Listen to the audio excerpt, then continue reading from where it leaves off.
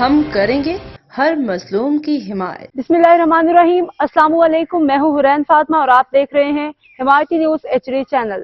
نظر ڈالتے ہیں آج کی اہم خبروں پر۔ کراچی بار میں اسرائیلی مصنوعات لانے والا کراچی بار کونسل کا آدر وکلا کے غیظ و غضب کا نشانہ بن گیا۔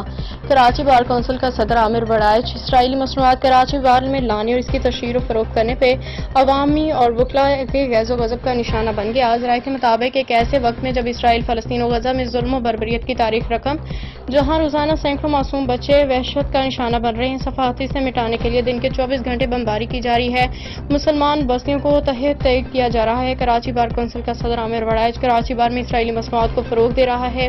کراچی بار میں وکلا کے شدید اعتراضات احتجاج کے باوجود پیپسی اور دیگر اسرائیلی مصنوعات کو نہ صرف فروغ دے رہا ہے بلکہ ان کی فروخت کے لیے دھوس دھمکیوں سے کام لے رہا ہے۔ ذرائع کے مطابق کراچی بار میں اسرائیلی مصنوعات کی فروخت پہ اعتراض کرنے والے بعض خواتین وکلا کو عامر بڑائچ نے اپنے آفس بلا کے حراست کیا، تیزاب گردی کی دھمکی بھی دی گئی ہے۔ مظاہرہ کرنے والے پہ معاملے پہ شدید تلخ کلامی اور دھکم پیل ہوئی۔